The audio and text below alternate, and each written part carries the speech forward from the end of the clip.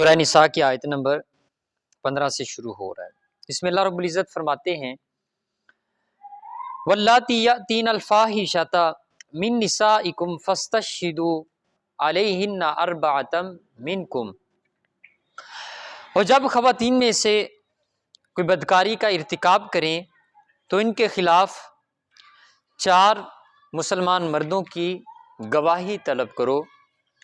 فَإِن شَهِدُوا فَأَمْسِكُوهُنَّ فِي الْبُيُوتِ حَتَّى يَتَوَفَّاهُنَّ الْمَوْتُ، بس اگر وہ گواہی دے دیں تو ان عورتوں کو گھروں میں مقید رکھو، حَتَّى يَتَوَفَّاهُنَّ الْمَوْتُ، یہاں تک کہ انہیں موت آ جائے، او يَجْعَلَ اللَّهُ لَهُنَّ سَبِيلًا، یا اللہ ان کے لیے کوئی اور راہ پیدا کر دے۔ وَاللَّذَانِ يَأْتِيَانِهَا منکم فآذوہما، اور تم میں سے جو 2 شخص بے حیائی کا ارتکاب کریں، فَإِن تَابَا وَأَصْلَحَا فآذوہما، پس تم انہیں اذیت پہنچاؤ، فَإِن تَابَا، پس اگر وہ توبہ کر لیں، وَأَصْلَحَا، اور نیک ہو جائیں، فَأَعْرِضُوا عَنْهَا، اور پس تمہارے لیے یہ لازم ہے کہ پھر تم ان سے اعراض کرو، اس درگزر کرو۔ ان اللہ کان توابا الرحیما، بے شک اللہ بہت توبہ قبول فرمانے والا ہے۔ ان 2 آیات میں پہلے اللہ رب العزت نے خواتین کے حوالے سے حکم ارشاد فرمایا کہ اگر وہ بدکاری کا ارتکاب کریں تو کیا حکم ہے، اور اگر مردوں میں سے کوئی کرے تو پھر اس کے لیے کیا حکم ہے۔ اس آیت کے پیش نظر یہ حکم دیا کہ اگر کوئی خاتون بدکاری کا ارتکاب کرتی ہے تو اس کو مقید کیا جائے، گھر میں قید کیا جائے، یہاں تک کہ وہ فوت ہو جائے، یعنی تا دم مرگ اس کے لیے قید ہے، تا حیات قید۔ اور یہ اس صورت میں ہے جب اس کے خلاف 4 مرد گواہی دیں، 4 مرد اس کے خلاف گواہی دیں، اس کے اوپر یہ جرم ثابت بھی ہو جائے، اس کے بعد کا ہے۔ پھر کہا کہ 2 شخص اگر کریں تو ان کو تم اذیت پہنچاؤ جب تک وہ توبہ نہ کر لیں۔ یہ آیات جو ہیں یہ اصل میں ان کے جو احکام ہیں وہ منسوخ ہیں۔ ایک ناسخ آیت اور ہے جس میں یہ فرمایا الزانیۃ والزانی فاجلدوا کل واحد منہما 100 جلدہ، کہ جو زنا کا ارتکاب کرنے والا مرد ہے یا عورت ہے اس کو 100 جلدہ 100 کوڑے لگائے جائیں گے۔ اس سے ایسے ہی یہ اس آیت میں کہا کہ ان کو مقید رکھو گھر میں جب تک کہ کوئی اور حکم نہیں آتا ہماری طرف سے۔ اس کے بعد وہ دوسرا حکم آیا جس میں وہ کوڑوں کی تعداد جو ہے وہ حد بیان فرمائی گئی۔ تو اس سلسلے میں جو حد ہے، اگر غیر شادی شدہ ہے، جس کی شادی نہیں ہوئی وہ مرد اور جس کی شادی نہیں ہوئی وہ خاتون اس برائی کا ارتکاب کرتے ہیں تو ان کے لیے دونوں کے لیے 100 کوڑے ہیں۔ لیکن اگر دونوں شادی شدہ ہیں، اگر دونوں شادی شدہ ہیں تو پھر ان کے لیے رجم کی سزا جو ہے وہ تجویز کی گئی۔ اب رجم کے حوالے سے کچھ جو فقہاء ہیں ان کے اختلافات بھی اس میں ہیں، لیکن جو احناف ہیں ان کے نزدیک جو شادی شدہ مرد اور عورت ہیں ان کی سزا رجم ہے، کہ یہ حدیث پاک سے اس کی جو دلائل ہیں وہ موجود ہیں۔ اس بنیاد پہ وہ اس شادی شدہ مرد اور عورت کی سزا رجم کہتے ہیں۔ اس حوالے سے یہ بات ملحوظ خاطر رکھنا ضروری ہے کہ قرآن نے جو گواہوں کی حد ہے وہ تاکید کے ساتھ 4 بیان کی، اربعۃ منکم فاستشہدوا علیہن اربعۃ منکم، تم میں سے 4 مرد گواہی دیں۔ اسلام میں عام طور پہ جو معاملات ہیں ان کے اوپر 2 گواہوں کی ڈیمانڈ ہے، جیسے مطلب نکاح ہے یا اس کے علاوہ لین دین والے معاملات ہیں، خرید و فروخت والے ہیں، اس کے اوپر اسلام نے 2 گواہوں کی موجودگی کو لازم قرار دیا، لیکن اس معاملے میں 4 گواہوں کی موجودگی کو لازم قرار دیا کہ 4 لوگ اگر گواہی دیں، اور اس کی تفصیل یوں بیان کی کہ وہ گواہ کس نوعیت کی گواہی دیں، کس نوعیت کی وہ گواہی ہونی چاہیے ان کی۔ تو اس کے حوالے سے یہ تصریحات وضاحت کے ساتھ موجود ہیں کہ وہ اس طرح گواہی دیں کہ وہ کہیں کہ ہم نے جو دیکھا وہ یوں تھا کہ جیسے سرمے دانی میں سرمچو ہوتا ہے، اس طرح کی گواہی مضبوط ان کی ہونی چاہیے، صرف کوئی شبہ زنا نہیں ہونا چاہیے، یعنی زنا کا شبہ نہ ہو بلکہ ہونی چاہیے۔ یہ اصل میں جو شریعت کی منشا ہے وہ یہ جو 4 گواہوں کی سختی والا جو معاملہ جو ہے وہ یہاں پہ پایا جا رہا ہے، اس کی وجہ یہ ہے کہ شریعت اس معاملے کو ڈھانپنا چاہتی ہے، وہ سیکیور کرنا چاہتی ہے کہ یہ چھپ جائے، اس کا عیب چھپ جائے۔ شریعت کی منشا یہ ہے کہ اس نے اگرچہ یہ گند مار لیا لیکن پھر بھی یہ چھپ جائے، ہمارے حال پہ یہ رحم کھایا گیا۔ اب ایک صحابی رسول حضور علیہ الصلوۃ والسلام کی بارگاہ میں حاضر ہوئے اور عرض کی کہ یا رسول اللہ صلی اللہ علیہ وسلم میں نے برائی کا ارتکاب کیا ہے، یعنی برائی سے مراد یعنی زنا کا ہی ارتکاب کیا ہے۔ تو آپ نے اپنا رخ انور پھیر لیا، اس طرف منہ کر لیا، تو وہ شخص یہاں سے اٹھ کے سامنے پھر آ گیا اور آگے پھر اس نے یہی بات کی کہ یا رسول اللہ صلی اللہ علیہ وسلم میں نے برائی کا ارتکاب کیا ہے، مجھ پہ حد لگائی جائے۔ آقا کریم علیہ الصلوۃ والسلام نے اپنا رخ انور پھر پھیر لیا، اس طرف کر لیا، وہ شخص یہاں سے اٹھ کے پھر سامنے آ گیا کہ میں نے یہ کیا ہے۔ اب جب ایک بندہ اعتراف کر رہا ہو وہاں تو گواہوں کی جو ضرورت ہے وہ ختم ہو جاتی ہے۔ تو حضور علیہ الصلوۃ والسلام نے صحابہ کرام سے کہا کہ اس کا منہ سونگو، کہیں اس نے شراب تو نہیں پی ہوئی؟ ممکن ہے کہ شراب کی یہ حرمت سے پہلے کا واقعہ ہو یا بعد کا بھی ہو۔ تو آپ نے فرمایا کہ دیکھیں یہ نشے میں تو نہیں یہ بات کر رہا، یہ ہوش و حواس میں یہ بات کر رہا ہے۔ تو منہ سونگا گیا، اس سے کچھ سوالات کیے گئے جس سے یہ پتہ چلے کہ یہ ٹھیک ہے، نشے میں تو نہیں ہے۔ تو عرض کی کہ یا رسول اللہ صلی اللہ علیہ وسلم یہ ٹھیک ہے، یہ نشے میں نہیں ہے۔ اس کے بعد پھر آپ علیہ الصلوۃ والسلام نے اس کے لیے حد کا جو حکم ہے وہ ارشاد فرما دیا۔ اب یہاں پہ معاملہ یہی ہے کہ جو 4 کی قید شرط لگا دی، اس کا مطلب یہ ہے کہ یہ ذرا ناممکن ہو جاتا ہے، یہ ناممکن سا ہو جاتا ہے۔ اب جو اتنا ہی دلیر ہو گیا کہ وہ 4 لوگوں کے سامنے یہ کر رہا ہے، پھر اس کے لیے رعایت کی گنجائش ختم ہو جاتی ہے۔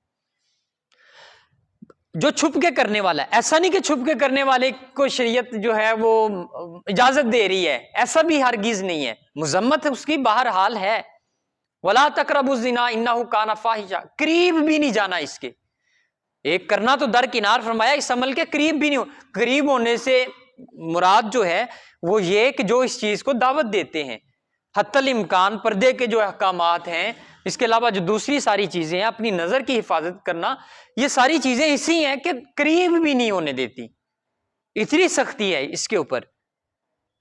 تو اگر پھر بھی یہ کہا، یہ جو مقصد تھا وہ یہ تھا کہ اگر پھر بھی جو اس طرح کرتا ہے جس کا معاملہ پوشیدہ ہے، ابھرا نہیں ہے، ظاہر نہیں ہو گیا، تو اس کے اوپر پھر پردہ، اس کے جو عیب ہے اس کے اوپر پردہ ڈال دیا جائے۔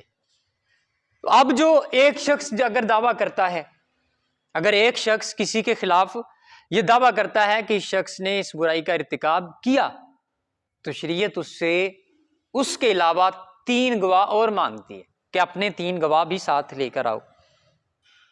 اگر وہ یہ نہیں کر پاتا تو اس کے اوپر حد قذف آتی ہے کہ تہمت کی حد جو ہے وہ اس کے اوپر آ جائے گی، اس نے تہمت لگا دی، اس کے جو دلائل ہیں وہ مضبوط ہونا ضروری ہے۔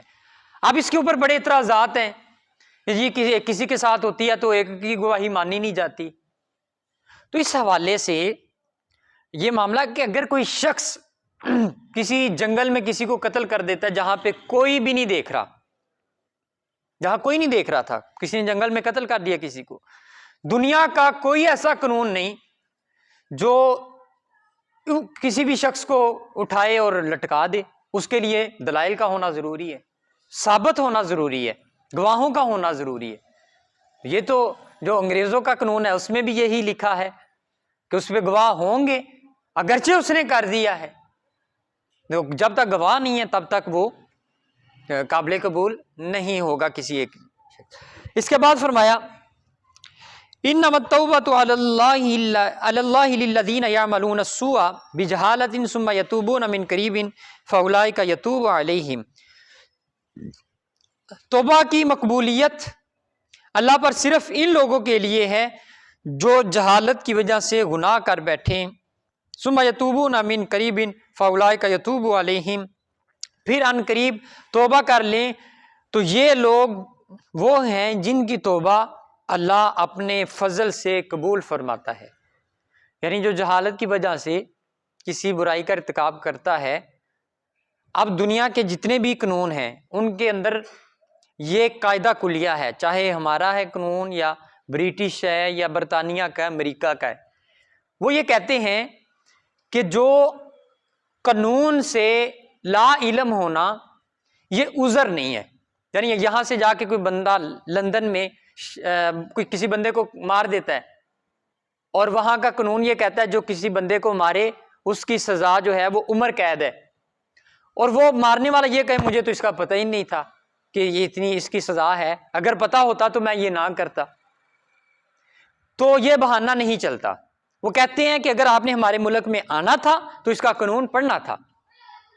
یہ بہانہ آپ کا قابل قبول نہیں، کوئی اور بتائیں. ایسے ہی پاکستان میں بھی ہے، اگر کوئی پتنگ اڑا رہا ہے پولیس پکڑ لیتی ہے اور لے جاتی ہے تھانے میں بند کر دے، وہ اگر یہ عذر پیش کرے کہ مجھے تو پتہ ہی نہیں تھا کہ پابندی ہے پتنگ بازی کے اوپر، اگر مجھے پتہ ہوتا تو میں نہ اڑاتا. قانون اس بات کو نہیں مانتا، وہ اس عذر کو نہیں مانتا. وہ کہتے ہیں آپ کو قانون پڑھنا چاہیے تھا.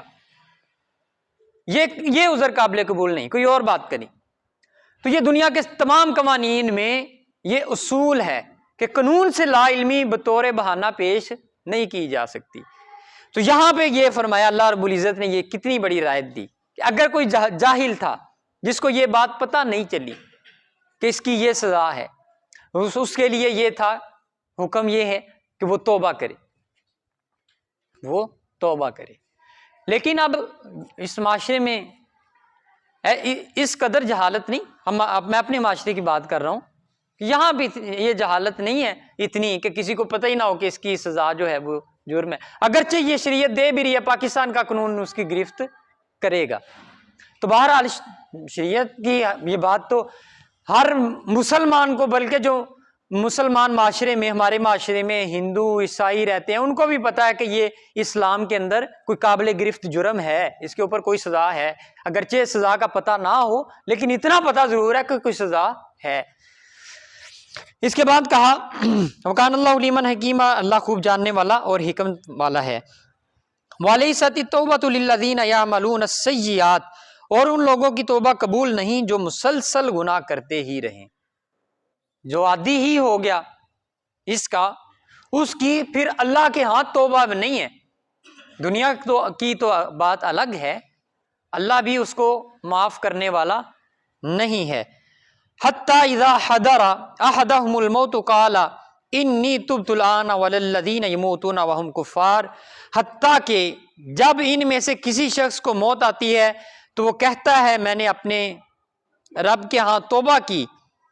نہ ان لوگوں کی توبہ قبول ہے یموتون وہم کفار، جو اس حالت میں مر گئے کہ انہوں نے کفر کیا. یعنی ایک تو اس بندے کی بھی توبہ قبول نہیں جو ساری زندگی گناہ کرتا رہا مسلسل، اور جب دیکھا کہ اب تو مرنے لگا ہوں پھر کہا کہ میں توبہ کرتا ہوں. فرمایا کہ توبہ اس کی قابل قبول نہیں ہے. اور ایک وہ جو حالت کفر میں مرا اس کی بھی توبہ قبول نہیں. یہ تب کے معاملات ہیں کہ جب اس کے اوپر وہ مرض الموت آ جائے، ٹھیک ہے نا، مطلب جو جب عین مرنے کے قریب ہو گیا، اس کو یہ اندازہ ہو گیا کہ بس چند لمحات کی زندگی رہ گئی ہے، تو اس وقت کی توبہ جو ہے وہ اس وقت تو پھر وہ پردے بھی ہٹنا شروع ہو جاتے ہیں. جو آنکھوں کے اوپر پردے آئے ہوتے ہیں جس کے ذریعے ہم کچھ دیکھ نہیں رہے ہوتے، وہ خدا کی مخلوقات بھی ہمیں نظر آنا شروع ہو جاتی ہیں، ان لمحات کی توبہ قابل قبول نہیں ہے۔ اب تو دیکھ لیا، ایمان کا نام تھا ایمان بالغیب، غیب کے اوپر ایمان لانا تھا، جو پوشیدہ تھا اس کے اوپر ایمان لانا تھا۔ اب دیکھ رہے ہو، اب کے ایمان کا فائدہ نہیں، اب کی توبہ کا فائدہ نہیں۔ اگر مسلمان ہے تو اب کی پھر توبہ کا فائدہ نہیں ہے۔ تو اس لیے توبہ کے حوالے سے عمر کے کسی حصے میں اللہ توفیق دے، دل میں بات ڈال لے۔ در جوانی توبہ کردن شیوہ پیغمبری، جوانی کی توبہ تو یہ پیغمبروں کا شیوہ ہے، لیکن پھر بھی اللہ رب العزت توفیق دے توبہ کی تو جس لمحے میں بھی دے اسی لمحے میں توبہ کر لینی چاہیے۔ التائب من الذنب، یہ حدیث پاک ہے، التائب من الذنب کمن لا ذنب لہ، کہ جو گناہ سے توبہ کرنے والا شخص ہے وہ اس طرح ہے کمن لا ذنب لہ، جیسے گناہ کیا ہی نہیں، یعنی اس کے کھاتے سے گناہ ایسے صاف ہو جاتا ہے جیسے کبھی تھا ہی نہیں، جس نے توبہ کی سچے دل سے۔ اولئک اعتدنا لهم عذابا الیما، اور جو یہ حالت کفر میں مرنے والے لوگ ہیں، یا جو اس وقت توبہ کر رہے تھے جب توبہ قابل قبول ہی نہیں رہی، تو ان کے متعلق فرمایا اولئک اعتدنا لهم عذابا الیما، یہ وہ لوگ ہیں جن کے لیے دردناک عذاب تیار کر رکھا ہے۔ یا ایھا الذین آمنوا لا یحل لکم ان ترثوا النساء کرہا، اے ایمان والو تمہارے لیے یہ جائز نہیں کہ تم زبردستی عورتوں کے وارث بن جاؤ۔ ولا تعدلوہن لتذہبوا ببعض ما آتیتموہن الا ان یاتین بفاحشۃ مبینہ، اور نہ تم ان کو اس لیے روکو کہ تم ان کو دیے ہوئے مہر میں سے کچھ واپس لے لو، الا ان یاتین بفاحشۃ مبینہ، سوائے اس صورت کے کہ وہ علی الاعلان بے حیائی کا ارتکاب کریں۔ وعاشروہن بالمعروف، اور تم ان کے ساتھ نیکی اور اچھا برتاؤ کرو، نیک سلوک کرو، یعنی عورتوں کے ساتھ اچھا سلوک کرو۔ فإن کرہتموہن فعسیٰ ان تکرہوا شیئا ویجعل اللہ فیہ خیرا کثیرا، پھر اگر تم ان کو ناپسند کرو تو ہو سکتا ہے کہ تم کسی چیز کو ناپسند کرو اور اللہ اس میں بھلائی رکھ دے۔ تو اس آیت میں خواتین کے ساتھ حسن سلوک کرنے کا حکم اللہ رب العزت نے فرمایا، اور ایک دفعہ پھر سے مہر کی اہمیت کو اجاگر کیا کہ ان کے اوپر یہ دباؤ نہ ڈالنے کی کوشش کریں کہ مہر جو ہے وہ کچھ اس میں سے واپس کریں۔ اب تو خیر مہر کی جو اہمیت ہے وہ ویسے ہی ختم ہو گئی ہے، تو یہ تب کی بات ہے جب مہر بڑا ہوا کرتا تھا۔ مہر جو ہے یہ ایک بڑی اہمیت رکھتا تھا اور یہ کوئی معمولی نہیں ہوتا تھا۔ اب مطلب وہ 5,000 7,000 10,000، حد جو ہے وہ 50,000 پہ بات جو ہے وہ ٹال دی جاتی ہے۔ تو یہ اس دور کی بات ہے جب مہر جو ہے وہ ڈھیروں میں ہوتا تھا۔ وَإِنْ أَرَدْتُمُ اسْتِبْدَالَ زَوْجٍ مَكَانَ زَوْجٍ وَآتَيْتُمْ إِحْدَاهُنَّ قِنْطَارًا فَلَا تَأْخُذُوا مِنْهُ شَيْئًا، کہ زوجین میں سے ڈھیروں مال کے اوپر بھی، ڈھیروں دیناروں کے اوپر، ڈھیروں چاندی کے اوپر بھی دونوں کا اتفاق ہوتا ہے تو یہ ٹھیک ہے۔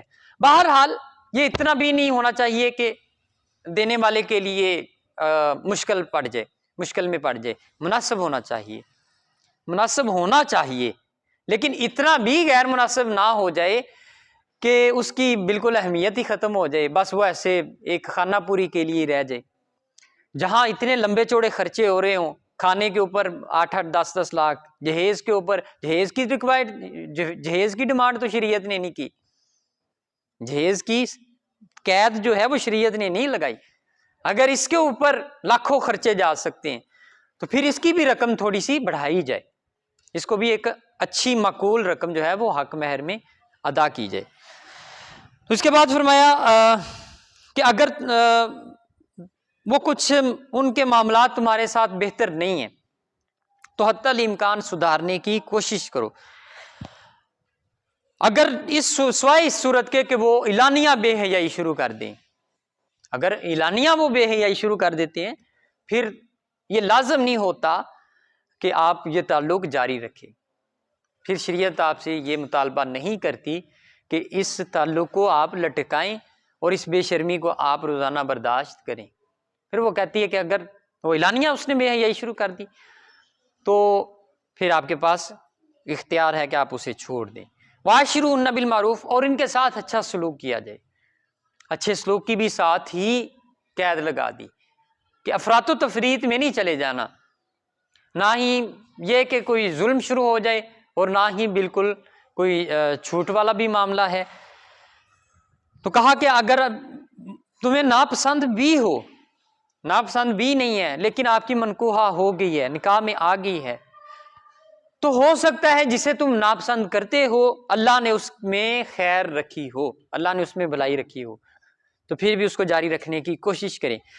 وَإِنْ أَرَدْتُمُ اسْتِبْدَالَ زَوْجٍ مَكَانَ زَوْجٍ وَآتَيْتُمْ إِحْدَاهُنَّ قِنْطَارًا فَلَا تَأْخُذُوا مِنْهُ شَيْئًا، اور اگر تم ایک بیوی کے بدلے دوسری بیوی لانا چاہو، وَآتَيْتُمُوهُنَّ إِحْدَاهُنَّ قِنْطَارًا فَلَا تَأْخُذُوا مِنْهُ شَيْئًا، اور ان میں سے ایک کو تم ڈیروں مال دے چکے ہو تو اس مال میں سے کچھ بھی واپس نہ لو، اس میں سے کچھ بھی واپس نہیں لے سکتے۔ اب جو ہے وہ مجھے ضرورت ہے تو مجھے تھوڑا سا دے دیں، میں اور شادی کرنا چاہتا ہوں، نہیں، اب جو تم دے چکے ہو اب تمہارے لیے وہ لینا جائز نہیں۔ ہاں البتہ اگر وہ اپنی مرضی سے دے دیتی تو ٹھیک تھا، باہمی رضامندی ہوتی، لیکن مطالبہ کرنا جائز نہیں ہے۔ اتاخذونہ بہتانا و اثما مبینا، کیا تم اس مال کو بہتان باندھ کر اور کھلے گناہ کا ارتکاب کر کے واپس لوگے؟ اس کو کھلا گناہ کہا اور بہتان باندھ کر کہا کہ اس کے اوپر آپ جو ہے وہ اپنے آپ کو روک کے رکھیں اور اس کا مطالبہ ہرگز نہ کریں۔ وَكَيْفَ تَأْخُذُونَهُ وَقَدْ أَفْضَىٰ بَعْضُكُمْ إِلَىٰ بَعْضٍ وَأَخَذْنَ مِنْكُمْ مِيثَاقًا غَلِيظًا، اور تم اس مال کو کیوں کر واپس لوگے جب کہ تم ایک دوسرے کے ساتھ مل چکے ہو اور وہ تم سے پختہ عہد لے چکی ہیں؟ کہ اصل میں جو یہ حق مہر دیا جاتا ہے یہ کیا ہوتا، کیا اس کی بنیاد کیا ہے کہ کس بیس پہ دیا جاتا ہے؟ تو وہ بنیاد یہی ہے کہ وہ اپنا جسم آپ کو دے رہی ہے اور آپ اس کے بدلے میں کچھ مال اس کو دے رہے ہوتے ہیں۔ فرمایا آپ یہ اس آیت میں کہ تم اس سے مل چکے ہو، آپ اس سے مل چکے، وہ معاملہ جو ادائیگی تھا آپ نے کچھ لیا، اس نے دیا، اس نے اپنا آپ کے سپرد کیا، تو اب تمہارے لیے یہ جائز نہیں کہ حق مہر سے مطالبہ کرو۔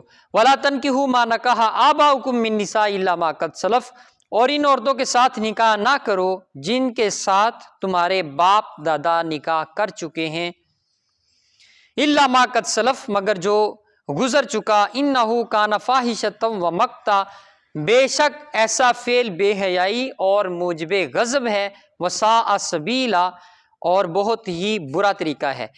تو یہ چوتھے پارے کی آخری آیت ہے، اس میں اللہ رب العزت نے اس کے بعد آگے جو محرمات ہیں، نکاح کی محرمات، یعنی جن سے نکاح جائز نہیں، ان کا اللہ رب العزت نے اس میں ذکر فرمایا۔ حرمت علیکم امہاتکم، حرام کر دی گئی تم پر تمہاری مائیں، یہ بطور نکاح ہے، یہاں بات ہو رہی ہے بطور نکاح کی۔ نمبر ایک مائیں، و بناتکم بیٹیاں، و اخواتکم بہنیں، و عماتکم اور تمہاری پھوپھیاں، و خالاتکم اور تمہاری خالائیں، و بنات الاخی اور بھائی کی بیٹیاں بھتیجیاں، و بنات الاختی اور بہن کی بیٹیاں یعنی بھانجیاں، و امہاتکم اللاتی ارضعنکم اور تمہاری وہ مائیں جنہوں نے تم کو دودھ پلایا یعنی رضائی مائیں، وَأَخَوَاتُكُم مِّنَ الرَّضَاعَةِ اور تمہاری دودھ شریک بہنیں یعنی رضائی بہنیں، وہ جو ساتھ دودھ پینے والی تھیں، وَأُمَّهَاتُ نِسَائِكُمْ اور تمہاری بیویوں کی مائیں، وَرَبَائِبُكُمُ اللَّاتِي فِي حُجُورِكُم مِّن نِّسَائِكُمُ اللَّاتِي دَخَلْتُم بِهِنَّ اور ان کی بیٹیاں جو تمہاری زیر پرورش ہیں تمہاری ان بیویوں سے جن سے تم صحبت کر چکے ہو. یعنی ایک شخص جو ہے وہ کسی ایسی خاتون سے نکاح کرتا ہے جس کی پہلے سے ہی بیٹی تھی، تو اس کی اس سے شادی ہو گئی اور خلوت بھی میسر آ گئی، مل بھی لیا، تو اب اس کی بیٹی سے نکاح جائز نہیں رہا. فَإِن لَمْ تَكُونُوا دَخَلْتُمْ بِهِنَّ فَلَا جُنَاحَ عَلَيْكُمْ، اور اگر تم نے ان بیویوں سے خلوت نہ کی ہو تو اس صورت میں تم پر کوئی گناہ نہیں. یعنی صرف نکاح ہوا اور طلاق ہو گئی تو اس صورت میں تو اس عورت کے ساتھ، اس کی بیٹی کے ساتھ نکاح کا جواز ہے، اس کی بیٹی کے ساتھ نکاح جائز ہے. لیکن اگر نکاح ہو گیا اور مل بھی لیا تو پھر وہ اس کی بیٹی حرام ہو چکی.